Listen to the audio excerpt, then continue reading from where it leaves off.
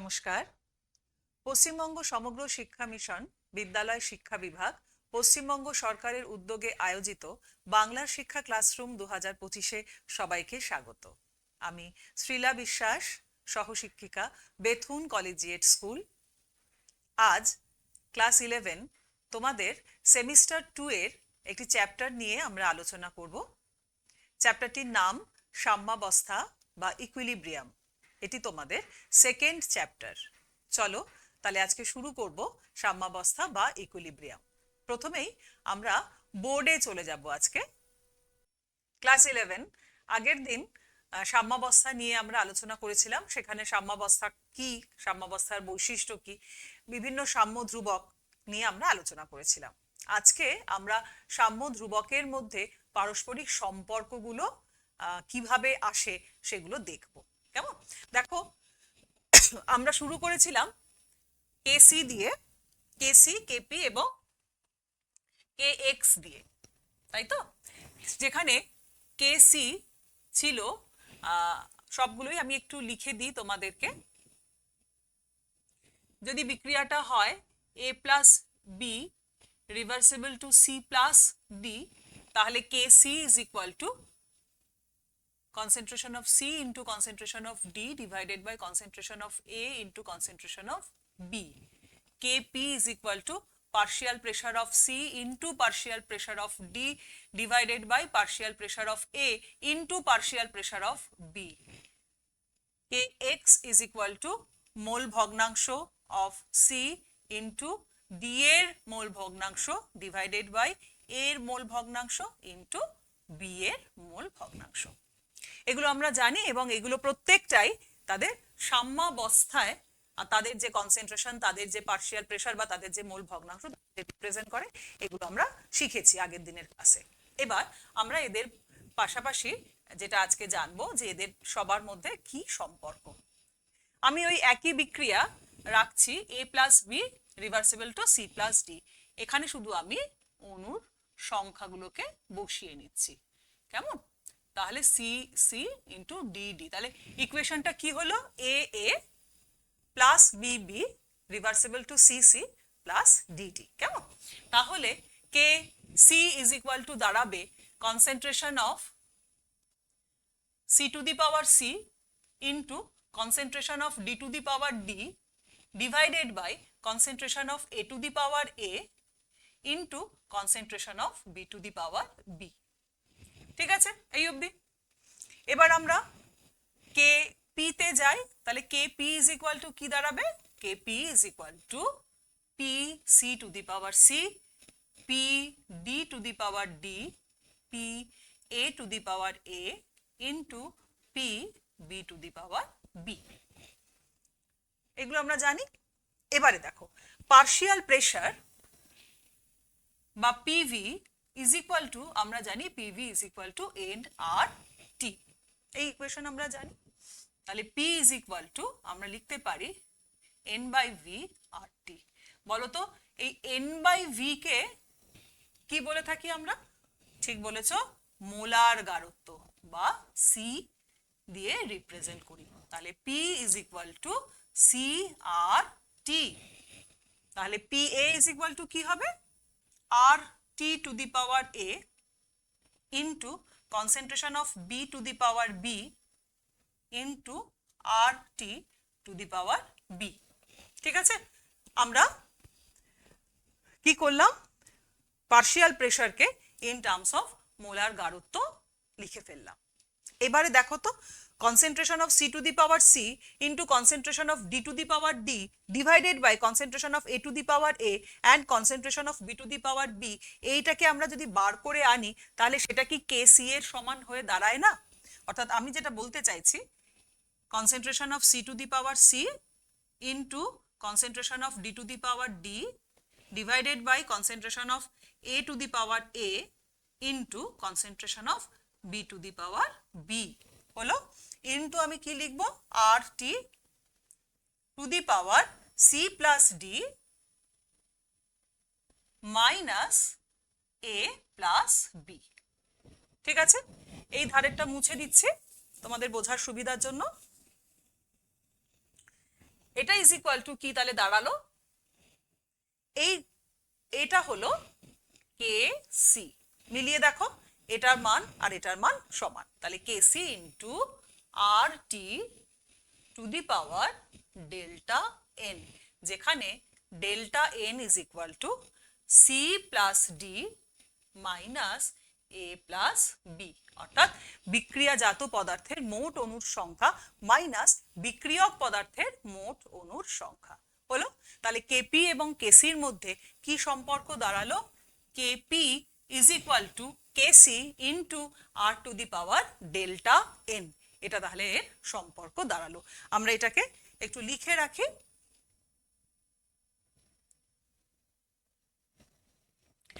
তাহলে আমরা পেলাম KP is equal to KC R T to the power delta N.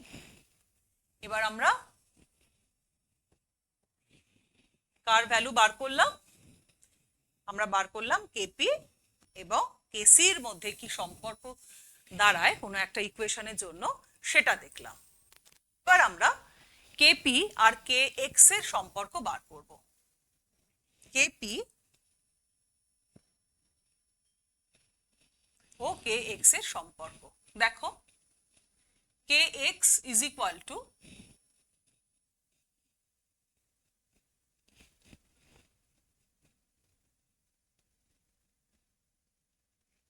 এটা আমরা জানি, তাই তো। এবার কেপি ইজ ইকুয়াল টু তাহলে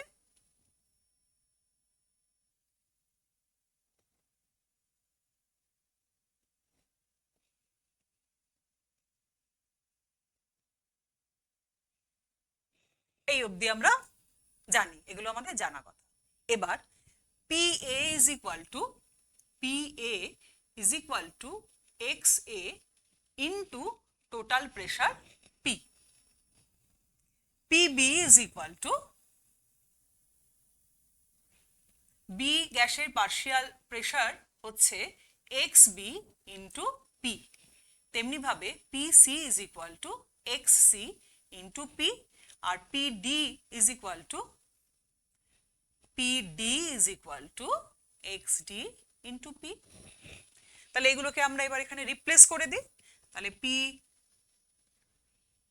সি প্রথমে করি, তাহলে X C to the power C into P C into X D to the power D into P D divided by X A to the power A P A into X B to the power B into P B. এবার তোমরা নিশ্চয়ই বুঝতে পেরেছো যে এবার এখান থেকে আমি এক্স এর টার্মগুলোকে, মূল ভগ্নাংশগুলোকে আলাদা করে নেব, তাই তো। তাহলে ঠিক X C to the power C into X D to the power D, X A to the power A, X B to the power B into P to the power C plus D minus A plus B. মুছে দিয়ে এই অংশটা, তাহলে এটা is equal to কি আসে, এটা is equal two আসে দেখো কে এক্স, এই যে লিখেছি একই রকম K X into P to the power delta N, যেখানে delta N is equal to C plus D minus A plus B. কেমন? তাহলে আবার একটা নতুন সম্পর্ক আমরা প্রতিষ্ঠা করলাম, যেখানে আমরা বলতে পারি যে K P is equal to K X into P to the power delta N. ঠিক আছে, তাহলে KP is equal to Kp আর কেসির সম্পর্ক হচ্ছে Kp is equal to KC into R T to the power delta N, আর Kp is equal to K X into P to the power delta N. তাহলে Kc আর কে x এর মধ্যে কি সম্পর্ক হবে, Kc into R T to the power delta N is equal to kx into p to the power delta n, or kc is equal to kx p by rt to the power delta n। তাহলে এই তিনটে সম্পর্ককে আমরা মনে রাখবো, কারণ এই সম্পর্কগুলোকে দিয়ে রাসায়নিক ধ্রুবকদের নিজেদের মধ্যে কি সম্পর্ক, কেপি, কেসি এবং কেএক্স এর মধ্যে কি সম্পর্ক, সেটা আমরা নির্ণয় করতে পারবো। কোনো একটা বিক্রিয়া যদি দিয়ে দেওয়া হয় তাহলে সেই বিক্রিয়ার ক্ষেত্রে কেপি, কেএক্স, কেসির ভ্যালু আমরা বার করতে পারি। কেমন? আচ্ছা, এবার তাহলে আমরা একটু নিজেরা প্র্যাকটিস করব নিশ্চয়। চলো শুরু করি। আচ্ছা, ইকুয়েশনটা লেখো, 2NH3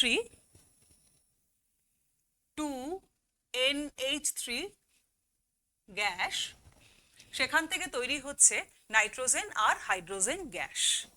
সেটি বিয়োজিত হবে হয়ে তৈরি করছে নাইট্রোজেন আর হাইড্রোজেন গ্যাস। ঠিক আছে, তাহলে এক্ষেত্রে Kc ইজ ইকুয়াল টু কি দাঁড়াবে, লিখে ফেলো, concentration of N2, concentration of H2 to the power 3 divided by concentration of NH3 to the power 2। ঠিক আছে, তাহলে Kp কত হবে? Kp is equal to Kc into আমরা জানি RT to the power delta N। এটাই সম্পর্ক ছিল, এটা আমরা জানি। আচ্ছা, তাহলে এটার মান দাঁড়াবে Kc RT টু দি পাওয়ার বিক্রিয়াজাত পদার্থের মোট অণুর সংখ্যা কত, 3 + 1 মানে 4, মাইনাস বিক্রিয়ক পদার্থের মোট অণুর সংখ্যা কত হচ্ছে 2। তাহলে কেপি আর কেসি সম্পর্ক, KP is equal to KC into RT square. এই বিক্রিয়ার জন্য KP is equal to KC into RT square. এবার যদি প্রশ্ন করা হয় কেপি বড় না কেসি বড়, তাহলে তোমরা সহজেই বলতে পারবে যে কেপি গ্রেটার দ্যান কেসি, তাই তো? আচ্ছা, এবার আরেকটা বিক্রিয়া আমরা দেখি। ধরো 4, এটা 2 নম্বর বিক্রিয়া, 4NH3 plus 5O2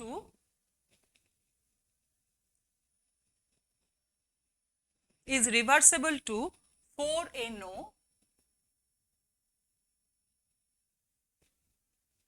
plus 6H2O।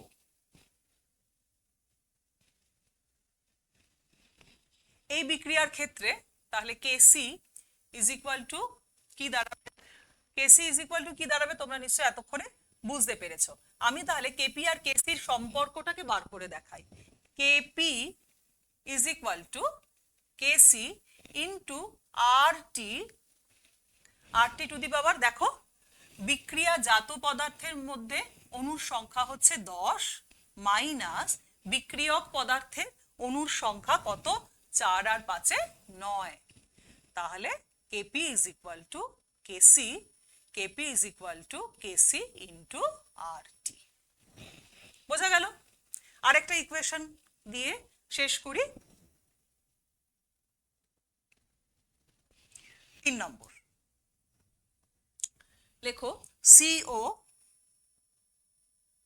Gaseous বা gas plus half O2, CO gas plus half O2 সেটাও গ্যাস, সেখান থেকে একটা উভমুখী বিক্রিয়া হচ্ছে এবং তৈরি করছে কার্বন ডাই অক্সাইড। ঠিক আছে, এবার করি। Kp is equal to Kc RT to the power 1, এখানে বিক্রিয়াজাত পদার্থের অণুর সংখ্যা 1 মাইনাস বিক্রিয়ক অণুর সংখ্যায় আসবো 1 প্লাস হাফ, 1 প্লাস হাফ। তাহলে সম্পর্কটা কি দাঁড়ালো? Kp is equal to Kc into RT to the power minus half. ঠিক আছে, তাহলে এইভাবে আমরা কেপি এবং কেসির মধ্যে সম্পর্ক নির্ণয় করব। কেমন? আচ্ছা, এবার সাম্য ধ্রুবকের কি একক থাকে? এবার একটু একক নিয়ে আলোচনা করি। দেখো, সাম্য ধ্রুবকের একক যদি এরকম রিঅ্যাকশন থাকে যেখানে delta N is equal two 0, delta N is equal two যদি 0 হয় তাহলে কেসি বা কেপি বা কেএক্স কারোর ক্ষেত্রেই কিন্তু আমার কোনো একক থাকছে না। ডেল্টা এন যদি 0 হয় তাহলে সেক্ষেত্রে কেপি বা কে সি এর কোনো একক থাকে না। কিন্তু ডেল্টা এন এর যদি কোনো ভ্যালু থাকে, পজিটিভ ভ্যালু থাকে বা নেগেটিভ ভ্যালু থাকে, তাহলে সেক্ষেত্রে তাদের একক হয়। যদি কেসির ক্ষেত্রে আসি তাহলে কেসির একক আমরা মোল পার লিটার এককে নির্ণয় করব। আর যদি কেপি এ থাকে তাহলে কেপির একক আমরা এটিএম এ নির্ণয় করব। কেমন? আচ্ছা, এবার চলে আসবো একটা নতুন অংশে, সেটা হলো সাম্য ধ্রুবকের বৈশিষ্ট্য। সাম্য ধ্রুবক নিয়ে আমরা অনেক কথা বলেছি। সাম্য ধ্রুবক কি, সাম্য ধ্রুবকের মধ্যে পারস্পরিক সম্পর্ক কি, সাম্য ধ্রুবকের একক কি হয়। এবার আমরা আসবো সাম্য ধ্রুবকের বৈশিষ্ট্য। সাম্য ধ্রুবকের অনেকগুলো বৈশিষ্ট্য পড়বো। তার মধ্যে প্রথম হচ্ছে কোন একটি নির্দিষ্ট উষ্ণতায় প্রতিটি রাসায়নিক বিক্রিয়ার ক্ষেত্রে সাম্য ধ্রুবকের মান নির্দিষ্ট। অর্থাৎ নির্দিষ্ট কোনো যদি ইকুয়েশন হয়, নির্দিষ্ট কোনো একটি বিক্রিয়া যদি ঘটে এবং তার তাপমাত্রা যদি নির্দিষ্ট থাকে, তাহলে সাম্য ধ্রুবকের মান যতবার তুমি ওই রিয়াকশনটা করাবে প্রত্যেকবারই সাম্য ধ্রুবকের মান একই আসবে। 2 নম্বর হচ্ছে সাম্য ধ্রুবকের মান কিন্তু কখনো প্রারম্ভিক গাঢ়ত্বের উপরে নির্ভর করে না। সাম্য ধ্রুবকের মান প্রারম্ভিক গাঢ়ত্বের উপরে নির্ভর করে না। যখন সাম্য এসে উপস্থিত হয় তখন সাম্যে থাকা বিক্রিয়ক বিক্রিয়াজাত পদার্থের কি কনসেন্ট্রেশন তার উপরে নির্ভর করে সাম্য ধ্রুবক। ইনিশিয়াল কনসেন্ট্রেশনের উপরে এটি নির্ভর করে না। দেখো কেপি এবং কেসি এরা চাপ নিরপেক্ষ, কিন্তু কেএক্স যেহেতু মোল ভগ্নাংশের সাথে যুক্ত সেজন্য সেটি চাপ নিরপেক্ষ নয়, চাপের উপরে নির্ভর করে। কিন্তু যদি delta N is equal two 0 হয় তাহলে কেএক্সও চাপ নিরপেক্ষ হয়ে যায়। আর নির্দিষ্ট কোনো যদি কোনো নির্দিষ্ট রাসায়নিক বিক্রিয়ার ক্ষেত্রে যদি ধরি তাহলে সেই বিক্রিয়াটির সাম্য ধ্রুবক কখনোই কোনো অনুঘটকের উপরে নির্ভর করে না, অনুঘটকের উপস্থিতির উপরে নির্ভর করে না। তোমরা খুব ভালো জানো যে অনুঘটকের কাজ হচ্ছে কেবলমাত্র রাসায়নিক সাম্যকে দ্রুত উপস্থাপিত করা। কেমন? এরপরে আরেকটা, এটা এই 4টে বৈশিষ্ট্যের পরে আরেকটা বৈশিষ্ট্য আমি বলবো, 5 নম্বর বৈশিষ্ট্য, সেটা হচ্ছে সাম্য ধ্রুবকের মান বিক্রিয়ার সমীকরণ যেভাবে আমি লিখব তার উপরে নির্ভর করে। এর মানে কি? ধরো নাইট্রোজেন এবং হাইড্রোজেন মিলে, নাইট্রোজেন এবং হাইড্রোজেন মিলে কি তৈরি করছে? অ্যামোনিয়া তৈরি করছে, 2 অ্যামোনিয়া তৈরি করছে। তাহলে এক্ষেত্রে কেসি কত হবে? Kc is equal to NH3 to the power 2 divided by into concentration of H2 to the power 3। ঠিক, এটা আমরা জানি। এবার আমি যদি বিক্রিয়াটাকে একটু অন্যভাবে লিখি, ধরো লিখলাম half N2 plus 3/2 H2 is reversible to NH3। এই রিয়াকশনটাকে তো লিখলাম, আমার বোর্ডে যে রিয়াকশনটা রয়েছে সেটাকেই লিখেছি, কিন্তু একটু অন্যরকম ফর্মে লিখলাম। তাহলে এক্ষেত্রে সাম্য ধ্রুবক কেসি ইজ ইকুয়াল টু কি হবে? Divided by concentration of N2 to the power half divided by H2। এক্ষেত্রে তাহলে সাম্য ধ্রুবক বা কেসির ভ্যালু হবে concentration of NH3 divided by concentration of N2 to the power half into concentration of H2 to the power 3/2। এবার যদি আমি এক্ষেত্রে দুটো ইকুয়েশন আলাদা, তাহলে দেখতে পাচ্ছ দুটো সাম্য ধ্রুবকও আলাদা। একে যদি কেসি আর একে যদি আমি কেসি ড্যাশ দিয়ে প্রকাশ করি তাহলে অবশ্যই কেসি ইজ ইকুয়াল টু কেসি ড্যাশের স্কোয়ার, তাই তো? তাহলে কি ছিল? তাহলে সাম্য ধ্রুবকের অন্যতম বৈশিষ্ট্য কি ছিল? যে আমি সাম্য ধ্রুবকের মান কি হবে সেটা নির্ভর করবে আমি সমীকরণটা কিভাবে লিখেছি তার উপরে। সমীকরণ যদি বদলে বদলে যায় একই বিক্রিয়ার জন্য তাহলে সাম্য ধ্রুবকের মানও প্রত্যেকবার বদলে বদলে যাবে। ঠিক আছে? আচ্ছা, এবার এর পরবর্তী যে বৈশিষ্ট্য, সাম্য ধ্রুবকের বৈশিষ্ট্য, সেটাতে আমরা যাই। সেটা এরকম, যে কোনো একটি উভমুখী রাসায়নিক বিক্রিয়ার ক্ষেত্রে সম্মুখ বিক্রিয়ার সাম্য ধ্রুবকের মান ওই একই বিক্রিয়াকালীন শর্তে সংঘটিত পশ্চাৎ বিক্রিয়ার সাম্য ধ্রুবকের মানের অনন্যক হয়। এর মানে কি? ধরে নাও PCl5 নেওয়া হয়েছে, PCl5 নেওয়া হয়েছে, যেটি একটি গ্যাসীয় পদার্থ, সেখান থেকে রিভার্সিবল রিঅ্যাকশন হয়ে PCl3 Cl2 তৈরি করলো। ঠিক আছে, তাহলে Kc কি হবে? ফরওয়ার্ড রিঅ্যাকশনের জন্য লিখছি আমি, তাহলে ফরওয়ার্ড রিঅ্যাকশনের জন্য Kc আমার কি হবে? PCl3 Cl2 divided by PCl5। এবার রিঅ্যাকশনটা যদি এদিক থেকে শুরু হতো, এপাশ থেকে শুরু হয়ে যদি এপাশে আসতো, তাহলে Kc dash is equal two আসতো concentration of PCl5 divided by concentration of PCl3 into concentration of Cl2। তাহলে Kc is equal to 1 by Kc dash। তাহলে আমি কি বলেছিলাম? বলা হয়েছিল যে কোনো উভমুখী রাসায়নিক বিক্রিয়ার ক্ষেত্রে সম্মুখ বিক্রিয়ার যে সাম্য ধ্রুবকের মান তা ওই বিক্রিয়া চলাকালীন যে শর্তে সংঘটিত হয় সেই একই শর্তে পশ্চাৎ বিক্রিয়া যেটা হবে সেটি ওই সম্মুখ বিক্রিয়ার সাম্য ধ্রুবকের মানের অনন্যক হবে, অর্থাৎ সেটা রিভার্স হবে। বোঝা গেল? নেক্সট বলা হচ্ছে যদি কোনো উভমুখী বিক্রিয়া একাধিক ধাপে সংঘটিত হয় তাহলে প্রতিটি ধাপে যে সাম্য ধ্রুবক পাবো তাদের গুণফল হবে ওই বিক্রিয়াটি এক ধাপে ঘটলে যে সাম্য ধ্রুবক পেতাম তার সাথে সমান। কিরকম সেটা চলো দেখিনি। ধরো একটা বিক্রিয়া লিখছি XA প্লাস YB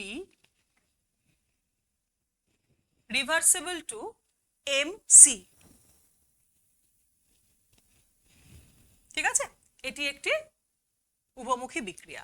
এই উভমুখী বিক্রিয়াটি দুটো ধাপে সংঘটিত হয়। ঠিক আছে, একটা হলো XA প্লাস YB। ধরে নাও একটা মধ্যবর্তী পদার্থ তৈরি হয়েছে যেটি হলো ND। কেমন? আবার এটা হলো 1 নম্বর বিক্রিয়া। 2 নম্বর বিক্রিয়া ND, তাহলে এই যে পদার্থটি এটি রিভার্সিবল টু MC। কেমন? আচ্ছা, এই বিক্রিয়ার সাম্য ধ্রুবককে যদি আমি Kc বলি তাহলে Kc is equal to concentration of C two the power M divided by concentration of A to the power X into concentration of B to the power Y। ঠিক, এবার 1 নম্বর ইকুয়েশনে এসো। 1 নম্বর ইকুয়েশনের জন্য যদি Kc1 হয় এটি, তাহলে Kc1 is equal to ND, concentration of M divided by concentration of X into concentration of B to the power Y। ঠিক আছে, পরের ইকুয়েশনটার জন্য এসো। এটা যদি Kc2 হয় তাহলে Kc2 is equal to concentration of concentration of C to the power M divided by concentration of D to the power N। এইভাবে আমরা রিপ্রেজেন্ট করব দুটো সাম্য ধ্রুবককে। এবারে কি বলা হয়েছিল? বলা হয়েছিল যে এই দুটি আলাদা আলাদা বা একাধিক ধাপে যদি সংঘটিত হয় তাহলে তাদের যে সাম্য ধ্রুবক হবে তাদের গুণফল হবে প্রথম বিক্রিয়াটি যদি এক ধাপে হতো তাহলে তার যে সাম্য ধ্রুবক হতো তার সাথে সমান। তাহলে Kc1 ইন্টু Kc2 গুণ করব আমরা, কি আসবে? D to the power N divided by A to the power X into B to the power Y into concentration of C to the power M divided by concentration of D to the power N। হলো? তাহলে এবার এটাকে কাটাকাটি করো, করলে দেখো কি আসে? concentration of C to the power M divided by concentration of A to the power X into concentration of B to the power Y, and that is equal to Kc। ঠিক আছে? তাহলে আমরা কি জানলাম? আমরা জানলাম যদি একাধিক ধাপে কোনো রাসায়নিক বিক্রিয়া সংঘটিত হয় তাহলে তার যে মেন ধাপ অর্থাৎ একটি ধাপে যদি সংঘটিত হতো তাহলে সেটি হচ্ছে ওই একাধিক ধাপে সংঘটিত সাম্য ধ্রুবকের সাথে গুণফলের সাথে সমান। ঠিক আছে? আচ্ছা, এগুলো খুব ছোট ছোট জায়গা যেখান থেকে আমাদের প্রশ্ন আসতে পারে যে দেখাও এটি অনুন্নক হতে পারে, সম্মুখবর্তী বিক্রিয়া বা পশ্চাৎবর্তী বিক্রিয়া বা একাধিক ধাপে সংঘটিত বিক্রিয়া যদি হয় তাহলে তার কি মান দাঁড়ায় এরকম করে। কেমন? তাহলে এই সবগুলোই ছিল সাম্য ধ্রুবকের বৈশিষ্ট্য। এবার আমাদের নেক্সট টপিক হবে বিক্রিয়ার কোশেন্ট। বিক্রিয়ার কোশেন্ট হচ্ছে, দেখো একটা বিক্রিয়া আগে আমি লিখি তারপরে তার বিক্রিয়ার কোশেন্ট বার করব। একটা বিক্রিয়া হচ্ছে A plus B reversible to C plus D. বিক্রিয়ার কোশেন্ট বা QC is equal to concentration of C into concentration of D divided by concentration of A into concentration of B. এবার তোমরা তো প্রশ্ন করবে আমাকে, এটা তো এতক্ষণ আমরা KC বলে জানতাম। বিক্রিয়ার কোশেন্ট QC এবং সাম্য ধ্রুবক KCর মধ্যে কোথায় পার্থক্য? পার্থক্য হচ্ছে এটা, সাম্য ধ্রুবকের বেলায় যখন সাম্য এসে উপস্থিত হচ্ছে অর্থাৎ concentration of A B C D ইত্যাদি সাম্যাবস্থায় বিক্রিয়ক এবং বিক্রিয়াজাত পদার্থের মোলার গাঢ়ত্ব, কিন্তু বিক্রিয়ার কোশেন্টে যে গাঢ়ত্ব নিয়ে কাজ করব সেটা যে কোনো মুহূর্তের হতে পারে। যে কোনো মুহূর্তে কোনো একটি রাসায়নিক বিক্রিয়া চলাকালীন তাদের বিক্রিয়ক পদার্থ বা বিক্রিয়াজাত পদার্থের মোলার গাঢ়ত্বকে আমরা এভাবে প্রকাশ করতে পারি। ঠিক একই রকম ভাবে কিউপি কেও আমরা প্রকাশ করব। তাহলে এটাই হচ্ছে বিক্রিয়ার কোশেন্ট। এবার বিক্রিয়ার কোশেন্ট থেকে আমরা কি ব্যাপারে জানতে পারি? যদি QC is equal to KC হয়ে দাঁড়ায় অথবা কিউসি লেস দ্যান কেসি আর কিউসি গ্রেটার দ্যান কেসি, এখান থেকে আমি কি কি জানতে পারি? প্রথমটা থেকে জানতে পারি যে বিক্রিয়াটির যে কোশেন্ট তার মান কেসির সমান হয়েছে। কেসির সমান কখন হবে? যখন বিক্রিয়াটি ইকুইলিব্রিয়ামে এসে উপস্থিত হয়েছে। তখন কেসি গ্রেটার দ্যান কিউসি এই শর্তটি যখন থাকবে তখন আমরা কি বুঝবো? আমরা বুঝছি যে রাসায়নিক যে সাম্য সেই জায়গাতে কিউসি এখনো পৌঁছাতে পারেনি, অর্থাৎ বিক্রিয়াটির সাম্যাবস্থায় পৌঁছানোর জন্য এখনো অনেকটা সময় লাগবে, অর্থাৎ বিক্রিয়াজাত পদার্থ উৎপন্ন আরো বেশি বেশি করে হলে তবেই কিনা কেসির মানে পৌঁছানো যাবে। আর একদম শেষে যখন এই ঘটনাটা ঘটছে কিউসি গ্রেটার দ্যান কে যখন হচ্ছে তার মানে সাম্য অলরেডি উপস্থিত হয়ে গেছে এবং বিক্রিয়াজাত পদার্থ অনেক বেশি উৎপন্ন হয়েছে। এবার আমরা আসব একদম নতুন আরেকটা টপিকে, সেটা হচ্ছে লা স্যাটেলিয়ার নীতি। লা স্যাটেলিয়ারের নীতি। লা স্যাটেলিয়ারের নীতি বলছে যে কোনো একটি সাম্যাবস্থা যখন উপস্থিত হয়েছে, কোনো একটি রাসায়নিক বিক্রিয়া একটি রাসায়নিক সাম্যাবস্থায় এসে উপস্থিত হয়েছে, তখন ওই সাম্যাবস্থাকে বিঘ্নিত করতে পারে এমন কোনো প্রভাবক যদি দেওয়া হয় তাহলে পুরো সিস্টেমটি নিজের মধ্যে এমনভাবে বিন্যস্ত হবে যাতে ওই প্রভাবকে প্রশমিত করা যায়, ওই প্রভাবকে প্রশমিত করা যায়। তার মানে কি? তার মানে আমি প্রথমেই বলেছিলাম তোমাদেরকে যে যখন সাম্যাবস্থা হয় তখন সেই রিঅ্যাক্ট্যান্ট এবং প্রোডাক্টের মধ্যে তাদের গাঢ়ত্ব, তাদের চাপ, তাদের তাপমাত্রা একটা নির্দিষ্ট হয়। এবারে কোনো একটি যদি আমরা পরিবর্তন করে ফেলি তাহলে তার সাম্যাবস্থা বিঘ্নিত হয়, তাহলে সিস্টেমটি আর সাম্যাবস্থায় থাকবে না। এমতাবস্থায় সিস্টেম কি চাইবে? সিস্টেম চাইবে সাম্যাবস্থায় থাকতে, কিন্তু তার উপরে একটা অন্যরকম কোনো তার শর্তে সাম্যাবস্থায় থাকাকালীন যে শর্তগুলো ছিল সেগুলোর কোনো একটি বিঘ্নিত হয়েছে। সিস্টেমটি নিজে এমনভাবে ঘুরবে বা এমনভাবে নিজেকে বিন্যাস করবে যাতে ওই প্রভাবটি মিনিমাম হয়। সেটি কিরকম? সেটিকে একটা উদাহরণ দিলে তোমরা বুঝতে পারবে। ধরে নাও একটা ইকুয়েশন, একটা রিঅ্যাকশন হচ্ছে nitrogen plus hydrogen, nitrogen plus 3 hydrogen মিলে তৈরি করছে 2NH3। এখানে আমি চাপ বৃদ্ধি করলাম।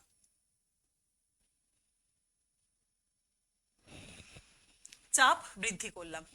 চাপ বৃদ্ধি করলে কি হয়? চাপ বাড়ালে আয়তন কমে যায়। এটা আমরা জানি।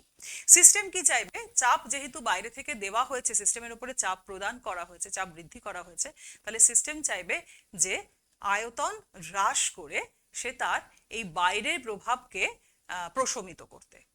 ঠিক আছে, তাহলে দেখো এখানে চাপ বৃদ্ধি করলে আয়তন কমবে কোন দিকে গেলে? এখানে অণুর সংখ্যা হচ্ছে 4 আর এখানে অণুর সংখ্যা হচ্ছে 2। ঠিক আছে, তাহলে চাপ বাড়লে আয়তন কমবে। আয়তন কমবে কোন দিকে গেলে? যদি এ পাশে যায়, তাহলে সাম্যাবস্থা বা ইকুইলিব্রিয়াম অ্যামোনিয়ার দিকে শিফট করবে, অর্থাৎ বিক্রিয়াজাত পদার্থ বেশি করে উৎপন্ন হবে। বিক্রিয়াজাত পদার্থ বেশি উৎপন্ন হবে।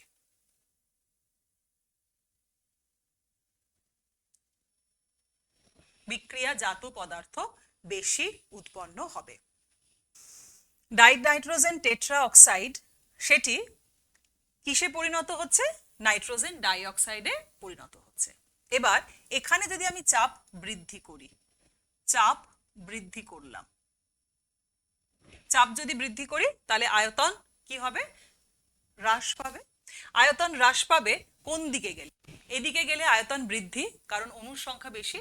এখানে গেলে আয়তন হ্রাস, কারণ অণুর সংখ্যা এখানে কম। তাহলে এবার বিক্রিয়াজাত পদার্থ কি করবে? বিক্রিয়ক পদার্থ বেশি বেশি করে তৈরি করবে, অর্থাৎ ইকুইলিব্রিয়াম কি হবে? ইকুইলিব্রিয়াম বাঁ দিকে শিফট করবে, অর্থাৎ ইকুইলিব্রিয়াম এই পাশে চলে যাবে। ডাইনাইট্রোজেন টেট্রা অক্সাইড তৈরির পরিমাণ বৃদ্ধি পাবে। বোঝা গেছে? আর যদি এরকম ইকুয়েশন হয়, ধরো H2 plus Cl2 reversible two 2HCl, এটাও গ্যাসীয় পদার্থ। এখানেও আমি চাপ বৃদ্ধি করলাম। চাপ যদি বৃদ্ধি করি এখানে কি হবে? ডান দিক এবং বাঁ দিক উভয় দিকেই অণুর সংখ্যা সমান। যেহেতু অণুর সংখ্যা সমান, তাই চাপ বৃদ্ধি করলেও সাম্যাবস্থাকে প্রভাবিত করতে পারবে না।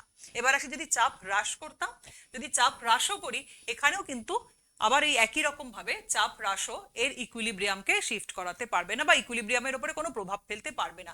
কিন্তু যদি এখানে আমি চাপ হ্রাস করি, এখানে যদি আমি চাপ হ্রাস করি, তাহলে আয়তন বৃদ্ধি যেদিকে হবে সেদিকে ইকুইলিব্রিয়াম শিফট করবে। ইকুইলিব্রিয়ামে চাপ বৃদ্ধি, চাপ হ্রাস করলে আয়তন বৃদ্ধি হচ্ছে কোন দিকে গেলে? নাইট্রোজেন ডাইঅক্সাইডে গেলে, অর্থাৎ বিক্রিয়াজাত পদার্থের উৎপাদনের হার তখন বেড়ে যাবে। হলো, এই গেল আমাদের চাপের চাপ হ্রাস বা বৃদ্ধি করার ফল যে হবে সেটা সিস্টেম কিভাবে নিজেকে বিন্যস্ত করবে। এবার আসবো উষ্ণতা বৃদ্ধি বা উষ্ণতা হ্রাস ঘটালে সিস্টেম কি করে। একটা ইকুয়েশন দেখাই তোমাদেরকে। ধরো নাইট্রোজেন আর অক্সিজেন বিক্রিয়া করেছে। নাইট্রোজেন আর অক্সিজেন বিক্রিয়া করলে তোমরা জানো নাইট্রিক অক্সাইড তৈরি হয় এবং তার সাথে সাথে কি হয়? উষ্ণতা হ্রাস পায়। অর্থাৎ বিক্রিয়াটি কিরকম বিক্রিয়া? বিক্রিয়াটি একটি তাপ শোষী বিক্রিয়া, এই বিক্রিয়াটি। ঠিক আছে, নাইট্রোজেন এবং অক্সিজেন বিক্রিয়া করেছে, করে নাইট্রিক অক্সাইড তৈরি করেছে এবং কি হয়েছে? এখানে তাপের শোষণ ঘটেছে। তাহলে তাপের উৎপাদন হয়েছে এমন একটা বিক্রিয়াও তার সাথে সাথে দেখায়। নাইট্রোজেন প্লাস 3 হাইড্রোজেন বিক্রিয়া করে তৈরি করছে 2NH3, সেটি একটি তাপ উৎপাদী বিক্রিয়া। এবার আমরা আলোচনা করব যে এই দুটো ক্ষেত্রেই যদি আমি সিস্টেমের উপরে তাপ দিই, সিস্টেমের উপরে তাপ দিলাম, সিস্টেমের উপরে তাপ আমি দিচ্ছি, দুটো ক্ষেত্রেই সিস্টেমের তাপমাত্রা আমি বাড়ালাম, তাহলে কি হবে? তাহলে কি ঘটনা ঘটবে? তাহলে সিস্টেম এমন ভাবে দুটির ওপরেই যেহেতু আমি বাইরে থেকে তাপ দিচ্ছি, তাহলে সিস্টেম এমন ভাবে নিজেকে বিন্যস্ত করবে যেদিকে গেলে সিস্টেমের তাপ শোষণ ঘটবে। কেমন? তাহলে এক্ষেত্রে দেখা যাক কি হয়। এখানে আমি যদি তাপ বাড়িয়ে দিই, তাহলে তাপ বাড়িয়ে দিলে কি হবে? যেদিকে গেলে তাপের শোষণ হয়, কোন দিকে গেলে তাপের শোষণ হয়? এদিকে গেলে তাপের শোষণ হয়, তাই তো? তার মানে বিক্রিয়াজাত পদার্থের উৎপাদন বেড়ে যাবে। আবার এখানে দেখো, এখানে যদি আমি তাপ দিই তাহলে বিক্রিয়ক পদার্থ থেকে যখন বিক্রিয়াজাত পদার্থ তৈরি হচ্ছে তখন সেখানে গেলে তাপ উৎপাদন হচ্ছে। যদি আমি আবার এই সিস্টেমে তাপ দিই তার মানে এই তাপ উৎপাদন আরো বেড়ে যাবে এবং ওই অতিরিক্ত বা বর্ধিত তাপমাত্রার জন্য সাম্যাবস্থা বিঘ্নিত হবে। সেই সাম্যাবস্থাকে বিঘ্নিত না করার জন্য এদিকে যদি গেলে প্লাস হিট হয় তাহলে এদিকে গেলে মাইনাস হিট, তার মানে বিক্রিয়া এখন কি হবে, রিভার্স ডিরেকশনে মুভ করবে, অর্থাৎ পশ্চাৎ বিক্রিয়ার হার বেড়ে যাবে এবং অ্যামোনিয়ার বিয়োজন বেড়ে গিয়ে নাইট্রোজেন এবং হাইড্রোজেনের উৎপাদন বেড়ে যাবে। এটা হচ্ছে উষ্ণতা যদি আমি বৃদ্ধি করি তার ফলাফল। এবার যদি আমি উষ্ণতা কমিয়ে দিতাম, যদি আমি এখানে মাইনাস হিট করতাম প্রত্যেকবারই, যদি বাইরে থেকে আমি হিটটাকে বের করে নেব, ঠিক আছে, যদি আমি হিটটাকে বের করে নিতে চাইতাম তাহলে এই সিস্টেম কোন দিকে যেত, ঠান্ডাটা আমি বের করে নিয়েছি, তাহলে সিস্টেম যেদিকে গেলে উষ্ণ হবে বেশি সেই দিকে মুভ করবে, ঠিক আছে। আচ্ছা, নেক্সট আমরা দেখব যে গাঢ়ত্বের উপরে কিভাবে নির্ভর করে এই সাম্যাবস্থা। গাঢ়ত্ব একটা ইকুয়েশন দেখাই তোমাদের, PCl5 গ্যাস, সেখান থেকে তৈরি হচ্ছে PCl3 gas plus Cl2 gas. Kc গাঢ়ত্ব বোঝাতে আমরা কেসি ব্যবহার করি, PCl3 Cl2 concentration of PCl5, এইভাবে আমরা লিখি, ঠিক আছে। এবার গাঢ়ত্বের হ্রাস বা বৃদ্ধি ঘটাবো। কিভাবে গাঢ়ত্বের হ্রাস বা বৃদ্ধি ঘটানো যায়, ধরে নিচ্ছি আমি তৈরি হওয়ার সাথে সাথে PCl5 কে আমি গ্যাস পাত্র থেকে বের করে নিচ্ছি, গ্যাস পাত্র থেকে আমি বের করে নিচ্ছি, অর্থাৎ PCl5 এর গাঢ়ত্ব কি করছি, আমি কমিয়ে দিচ্ছি, তৈরি হচ্ছে আমি বের করে নিচ্ছি। তাই যদি হয় তাহলে যেদিকে গেলে তাহলে সাম্যাবস্থার কি হবে, সাম্যাবস্থার পরিবর্তন হবে। এই মানটা যদি কন্টিনিউয়াসলি কমতে থাকে তাহলে উপরের মানটা বাড়তে থাকবে, কেসির মান বাড়তে থাকবে, সাম্যধ্রুবকের মান বৃদ্ধি পাচ্ছে। সেই বৃদ্ধিটাকে কমানোর জন্য কন্টিনিউয়াসলি সিস্টেম ব্যাকওয়ার্ড রিঅ্যাকশন করবে, অর্থাৎ এরা যুক্ত হয়ে বারবার বেশি বেশি করে বিক্রিয়া করে PCl5 তৈরি করবে এবং PCl5 এর মানটাকে কনস্ট্যান্ট রাখার চেষ্টা করবে, সাম্যধ্রুবকটাকে একই রাখার জন্য। এরকম হয় যে আমি সিস্টেমের মধ্যে বেশি বেশি করে PCl5 দিচ্ছি, যোগ করছি, তাহলে কি হবে, তাহলে PCl5 এর গাঢ়ত্ব বৃদ্ধি পাবে। যদি গাঢ়ত্ব যদি PCl5 এর বৃদ্ধি পায় তাহলে কি হচ্ছে, কেসির মান কমতে থাকে, তাহলে সাম্যাবস্থার বা সাম্য ধ্রুবকের মান কন্টিনিউয়াসলি কমতে থাকে। সেই ব্যাপারটাকে রোধ করার জন্য PCl5 ক্রমাগত বিয়োজিত হয়ে PCl3 এবং PCl5 তৈরি করবে, অর্থাৎ সেক্ষেত্রে সাম্য কি হবে, সম্মুখবর্তী যে বিক্রিয়া সেটা বাড়তে থাকবে এবং সাম্যকে কনস্ট্যান্ট রাখার চেষ্টা করবে, ঠিক আছে। এরপর অনুঘটক, অনুঘটকের উপর কোনো একটা রাসায়নিক বিক্রিয়ার উপরে অনুঘটকের প্রভাব তোমরা জানো যে রাসায়নিক বিক্রিয়াকে সে কি করে, সে ত্বরান্বিত করে, ফলত সাম্য দ্রুত আসে। এছাড়া অনুঘটকের কোনো অন্য রকম প্রভাব অনুঘটক সাম্য ধ্রুবককে প্রভাবিত করতে পারে না, অর্থাৎ সাম্যাবস্থাকে প্রভাবিত করতে অনুঘটক পারে না। এরপর নেক্সট আমরা যেটা নিয়ে আলোচনা করব সেটা হচ্ছে গ্যাসীয় রাসায়নিক বিক্রিয়ার উপরে নিষ্ক্রিয় পদার্থ যোগ করার প্রভাব। এই যে বিক্রিয়াটি রয়েছে আমি তার মধ্যে আগেরবার আমরা কি যোগ করেছিলাম, আগেরবার আমরা যোগ করেছিলাম ওই একই পদার্থ, অর্থাৎ PCl5 হয় যোগ করছি, অথবা PCl5 কে বের করে নিয়ে যাচ্ছি, অথবা যদি আমি এখান থেকে ক্লোরিন গ্যাসকে বের করে নিয়ে যেতাম, ক্লোরিন গ্যাসকে বের করে নিয়ে গেলে কি হবে, ক্লোরিন গ্যাস বেশি করে উৎপন্ন করার জন্য PCl5 আরো বেশি বিয়োজিত হবে এবং সাম্যাবস্থা সম্মুখবর্তী হবে, ডান দিকে শিফট করে যাবে। আর যদি এরকম হতো যে আমি ক্লোরিন ক্রমাগত যুক্ত করে চলেছি তাহলে ক্লোরিনকে যুক্ত করার সাথে সাথে ক্লোরিন কি করবে, PCl3 এর সাথে বিক্রিয়া করে PCl5 তৈরি করবে, অর্থাৎ বিক্রিয়া কি হবে, পশ্চাৎবর্তী বিক্রিয়ার যে রেট সেটা বেড়ে যাবে এবং কেসি কে কনস্ট্যান্ট রাখবে। এবার ধরে নি আমি এই বিক্রিয়া পাত্রের মধ্যে এমন একটা গ্যাস যোগ করেছি যে গ্যাসটি একটি নিষ্ক্রিয় গ্যাস, অর্থাৎ সে এই গ্যাস এই পার্টিকুলার এই যে গ্যাস মিশ্রণের সে কোনো অংশই না, অন্য কোনো একটা গ্যাস যোগ করেছি, ধরে নি সেই গ্যাসটার নাম হচ্ছে নাইট্রোজেন। নাইট্রোজেন কি সিস্টেমে রয়েছে, না, নাইট্রোজেন কিন্তু সিস্টেমে নেই, আমি বাইরে থেকে একে যোগ করেছি নিষ্ক্রিয় গ্যাস হিসাবে। এখন কি হবে সেটা নিয়ে আমরা আলোচনা করব। দেখো, নিষ্ক্রিয় গ্যাস দুভাবে আমরা যোগ করতে পারি, একটা হচ্ছে স্থির আয়তনে আর একটা হচ্ছে স্থির চাপে। প্রথমে আমি আলোচনা করব স্থির আয়তনে, যদি স্থির আয়তনে নিষ্ক্রিয় গ্যাস যোগ করা হয়।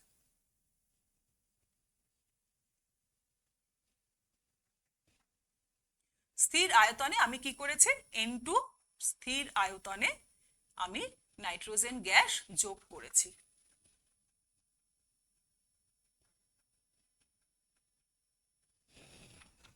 ঠিক আছে, স্থির আয়তনে নিষ্ক্রিয় গ্যাস যদি যোগ করি তাহলে মনে রাখবে সাম্যাবস্থা বিঘ্নিত হয় না। এবার আমি এটার কারণ তোমাদেরকে বলবো।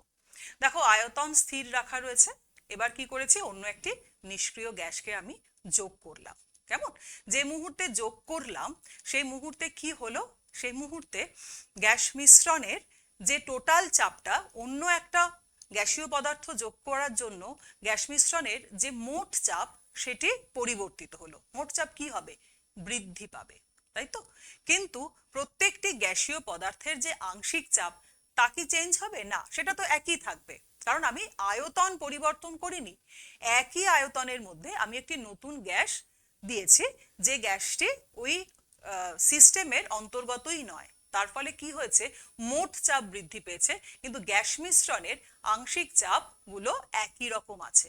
যেহেতু আংশিক চাপের কোনো পরিবর্তন ঘটলো না, সেই জন্য স্থির আয়তনে আমি যদি গ্যাসীয় পদার্থ যোগ করি, নিষ্ক্রিয় গ্যাস যদি যোগ করি, তাহলে সাম্যাবস্থার কোনো রকম কোনো বিঘ্ন ঘটে না।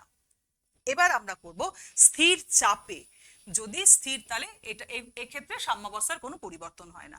এবার আমরা দ্বিতীয় শর্তে আসব, স্থির চাপে যদি নাইট্রোজেন গ্যাস আমরা যোগ করতাম।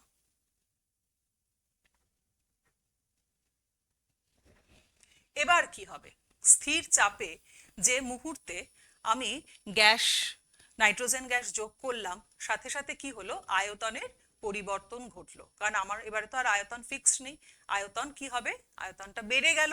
আয়তন যে মুহূর্তে বেড়ে গেল সেই মুহূর্তে অংশচাপগুলো কি হয়ে গেল, চেঞ্জ হয়ে গেল। অংশচাপ কি হলো, অংশচাপ কমে গেল।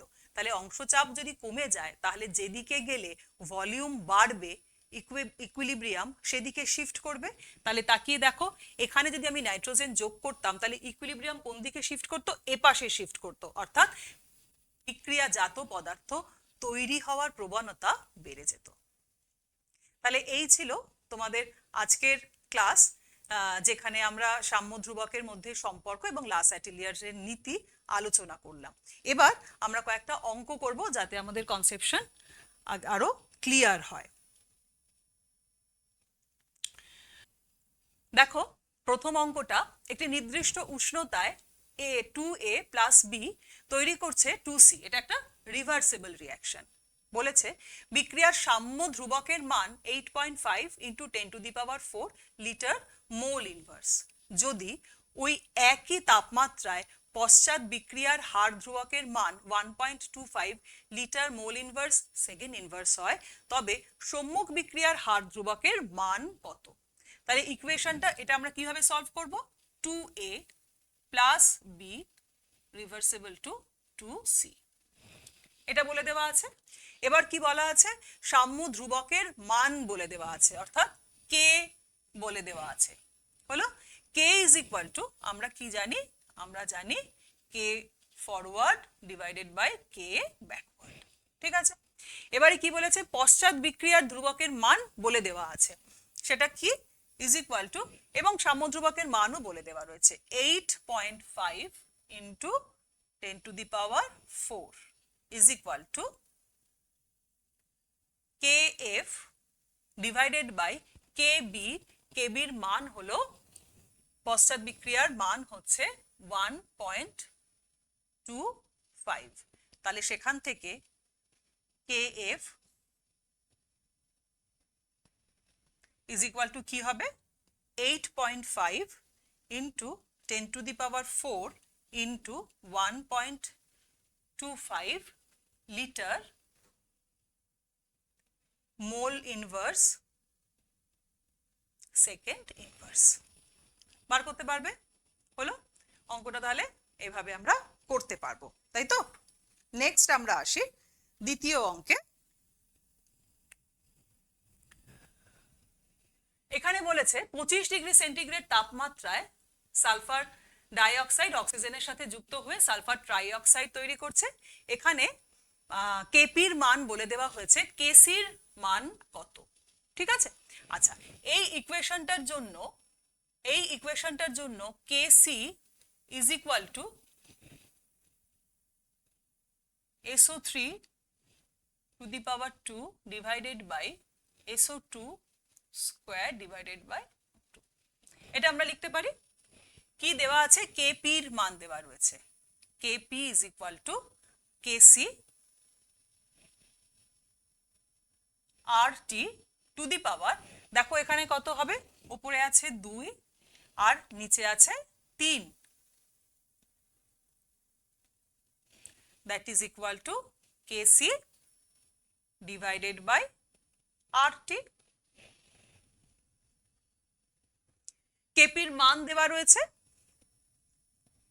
KC এর মান জিজ্ঞাসা করেছে, তাহলে KC is equal two KP into RT।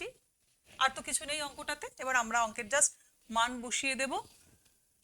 KP is equal two দেওয়া আছে 3 ইন্টু 10 টু দি পাওয়ার 24, আর এর মান আসবে 0.082 দেওয়া আছে, মানে এটার মান হচ্ছে 298। এইবার এই ইকুয়েশনটা সলভ করে আমরা কি পাবো না, আমরা KC এর মান বার করতে পারবো। ঠিক আছে, আচ্ছা আরেকটা অঙ্ক দেখাই।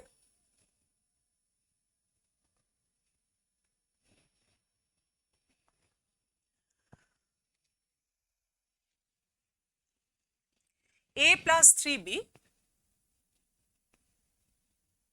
reversible to NC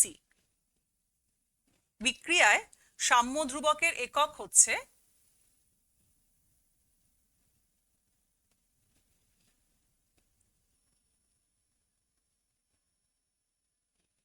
litre square মোল -2 যদি হয় তাহলে n ইজ ইকুয়াল টু কত, এটা জানতে চাওয়া হয়েছে। ঠিক আছে, তাহলে দেখো তো k ইজ ইকুয়াল টু তাহলে কি দাঁড়াবে, ডিভাইডেড বাই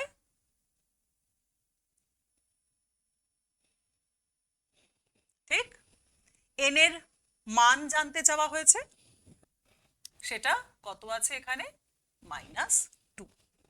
ঠিক আছে, তাহলে n এর ভ্যালু কত হবে, এখান থেকে আমরা কত আসছে n -4, তাহলে n -4 ইজ ইকুয়াল টু -2, তাহলে n ইজ ইকুয়াল টু +2। তাহলে সাম্য ধ্রুবকের একক যদি এটা হয় তাহলে n এর মান হচ্ছে +2। ঠিক আছে, এইরকম আচ্ছা আরেকটা অঙ্ক দেখাই তোমাদের। নিচের কোন ক্ষেত্রে রাসায়নিক বিক্রিয়াটি সম্পূর্ণতার দিকে এগোবে, নিচের কোন ক্ষেত্রে রাসায়নিক বিক্রিয়াটি সম্পূর্ণতার দিকে এগোবে, যেখানে k এর মান দেওয়া আছে, যেখানে k এর মান দেওয়া আছে k is equal to 10 to the power 6, 10 to the k is equal to 10 to the power -6, k is equal to 10 to the power -8 আর k ইজ ইকুয়াল টু 1। যদি এই প্রশ্নটা দিয়ে তোমাদেরকে জিজ্ঞাসা করে যে কোন ক্ষেত্রে বিক্রিয়াটি সম্পূর্ণতার দিকে এগোবে, তাহলে তোমার উত্তর কি হবে, দেখো k এর মান সবচেয়ে বেশি যেখানে, সেই বিক্রিয়াটি সম্পূর্ণতার দিকে তার মানে এগোচ্ছে।